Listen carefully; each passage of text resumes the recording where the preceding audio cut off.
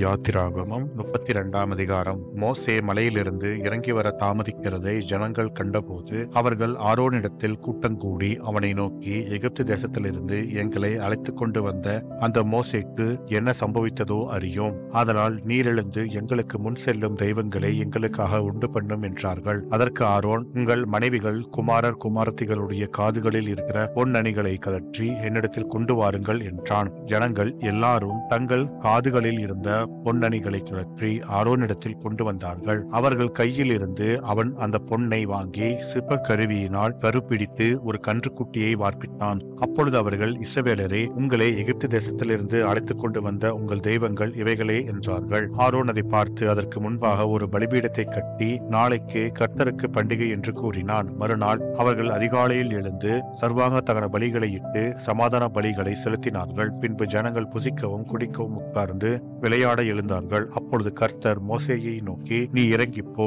எகிப்து தேசத்திலிருந்து நீ நடத்தி கொண்டு வந்த உன் ஜனங்கள் தங்களை கெடுத்துக் கொண்டார்கள். அவர்களுக்கு நான் விதித்த வழியை அவர்கள் சீக்கிரமாய் விட்டு விலகினார்கள். அவர்கள் தங்களுக்கு ஒரு கன்று குட்டியை வார்ப்பித்து அதை பணிந்து கொண்டு அதற்கு பலியிட்டு, இஸ்ரவேலரே, உங்களை எகிப்து தேசத்திலிருந்து அழைத்துக் கொண்டு வந்த உங்கள் தெய்வங்கள் இவைகளே என்று சொன்னார்கள் என்றார். பின்னும் கர்த்தர் மோசேயை நோக்கி, இந்த ஜனங்களை பார்த்தேன், இவர்கள் வணங்கா கழுத்துள்ள ஜனங்கள். ஆகையால் என் கோபம் இவர்கள் மேல் மூலவும் நான் இவர்களை அழித்து போடவும் நீ என்னை விட்டுவிடு, உன்னை ஒரு பெரிய ஜாதியாக்குவேன் என்றார். மோசே தன் தேவனாகிய கர்த்தரை நோக்கி, கர்த்தாவே, தேவரீர் மகா பலத்தினாலும் வல்லமையுள்ள கையினாலும் எகிப்து தேசத்திலிருந்து புறப்பட பண்ணின உம்முடைய ஜனங்களுக்கு விரோதமாக உம்முடைய கோபம் பற்றி எரிவதென்ன? மலைகளில் அவர்களை கொன்று போடவும் பூமியின் மேல் இராதபடிக்கு அவர்களை நிர்மூலமாக்கவும் அவர்களுக்கு தீங்கு செய்யும் பொருட்டே அவர்களை புறப்பட பண்ணினீர் என்று எகிப்தியர் சொல்லுவானேன். உம்முடைய கோபத்தின் உக்கிரத்தை விட்டு திரும்பி உமது ஜனங்களுக்கு தீங்கு செய்யாதபடிக்கு அவர்கள் மேல் பரிதாபம் கொள்ளும். உமது தாசராகிய ஆபிரகாமையும் ஈசாக்கையும் இஸ்ரவேலையும் நினைத்தருளும். உங்கள் சந்ததியை வானத்து நட்சத்திரங்களைப் போல பெருக பண்ணி நான் சொன்ன இந்த தேசம் முழுவதையும் உங்கள் சந்ததியார் என்றைக்கும் சுதந்திரித்துக் கொள்ளும்படிக்கு அவர்களுக்கு கொடுப்பேர் என்று உம்மை கொண்டே அவர்களுக்கு ஆணையிட்டு சொன்னீரே என்று கெஞ்சி பிரார்த்தித்தான். அப்பொழுது கர்த்தர் தமது ஜனங்களுக்கு செய்ய நினைத்த தீங்கை செய்யாதபடிக்கு பரிதாபம் கொண்டார். பின்பு மோசே மலையில் இருந்து இறங்கினான். சாட்சி பலகைகள் 2 அவன் கையில் இருந்தது. அந்த பலகைகள் இருபுறமும் எழுதப்பட்டிருந்தது. அவைகள் இந்த பக்கத்திலும் அந்த பக்கத்திலும் எழுதப்பட்டிருந்தது. அந்த பலகைகள் தேவனால் செய்யப்பட்டதாயும் அவைகளிலே பதிந்த எழுத்து தேவனால் எழுதப்பட்ட எழுத்துமாயும் இருந்தது. ஜனங்கள் ஆரவாரம் பண்ணுகிறது யோசுவா கேட்டு மோசேயை நோக்கி, பாளையத்தில் யுத்தத்தின் இரைச்சல் உண்டாயிருக்கிறது என்றான். அதற்கு மோசே, அது ஜெயத்துணியாகிய சத்தமும் அல்ல, அபஜெயத்தோடியாகிய சத்தமும் அல்ல, பாடலின் சத்தம் எனக்கு கேட்கிறது என்றான். அவன் பாளையத்துக்கு சமீபித்து அந்த கன்றுக்குட்டியையும் நடனத்தையும் கண்டபோது மோசே கோபம் உண்டவனாகி தன் கையிலே இருந்த பலகைகளை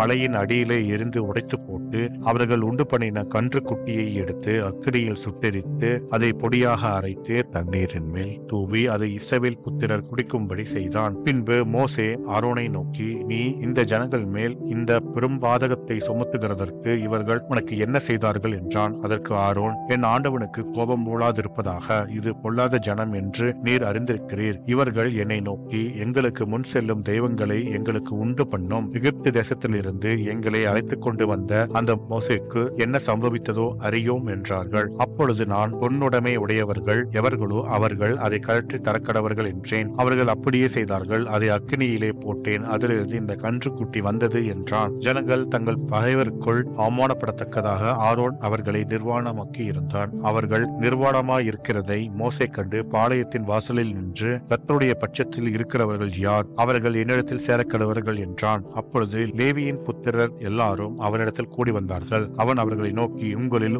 ஒவ்வொருவனும் தன் பட்டயத்தை தன் அறையிலே கட்டிக்கொண்டு பாளையமெங்கும் உள்ளும் புறம்பும் வாசலுக்கு வாசல் போய் ஒவ்வொருவனும் தன் தன் சகோதரனையும் ஒவ்வொருவனும் தன் தன் சிநேகிதனையும் ஒவ்வொருவனும் தன் தன் அயலானையும் கொன்று போட கடவன் என்று இஸ்ரவேல் தேவனாகிய கர்த்தர் சொல்லுகிறார் என்றான். லேவியின் புத்திரர் மோசே சொன்னபடியே செய்தார்கள். அந்நாளில் ஜனங்களில் ஏறக்குறைய 3000 பேர் விழுந்தார்கள். கர்த்தர் இன்றைக்கு உங்களுக்கு ஆசீர்வாதம் அளிக்கும்படி இன்றைக்கு நீங்கள் அவனவன் தன் தன் மகனுக்கும் சகோதரனுக்கும் விரோதமாய் இருக்கிறதினால் கர்த்தருக்கு உங்களை பிரதிஷ்டை பண்ணுங்கள் என்று மோசே சொல்லி இருந்தான். மறுநாளில் மோசே ஜனங்களை நோக்கி, நீங்கள் மகா பெரிய பாவம் செய்தீர்கள், உங்களுக்காக பாவ நிவர்த்தி செய்யக்கூடுமோ என்று அறிய இப்பொழுது நான் கர்த்தரிடத்திற்கு ஏறி போகிறேன் என்றான். அப்படியே மோசே கர்த்தரிடத்திற்கு திரும்பி போய், ஐயோ, இந்த ஜனங்கள் அவர்கள் பொன்னினால் தங்களுக்கு தெய்வங்களை உண்டாக்கி மகா பெரிய பாவம் செய்திருக்கிறார்கள். ஆகிலும் தேவரீர் அவர்கள் பாவத்தை மன்னித்தருளுவீரானால் மன்னித்தருளும், இல்லாவிட்டால் நீர் எழுதின உம்முடைய புஸ்தகத்திலிருந்து என் பேரை கிறுக்கி போடும் என்றான். அப்பொழுது கர்த்தர் மோசேயை நோக்கி, எனக்கு விரோதமாய் பாவம் செய்தவன் எவனோ அவன் பேரை என் புஸ்தகத்தில் இருந்து கிறுக்கி போடுவேன். இப்பொழுது நீ போய் நான் உனக்கு சொன்ன இடத்துக்கு ஜனங்களை அழைத்துக் கொண்டு போ. என் தூதனானவர் உனக்கு முன் செல்லுவார். ஆகிலும் நான் விசாரிக்கும் நாளில் அவர்களுடைய பாவத்தை அவர்களிடத்தில் விசாரிப்பேன் என்றார். ஆரோன் செய்த கன்றுக்குட்டியை ஜனங்கள் செய்வித்ததின் நிமித்தம் கர்த்தர் அவர்களை பாதித்தார் என்பதே ஆமேன்.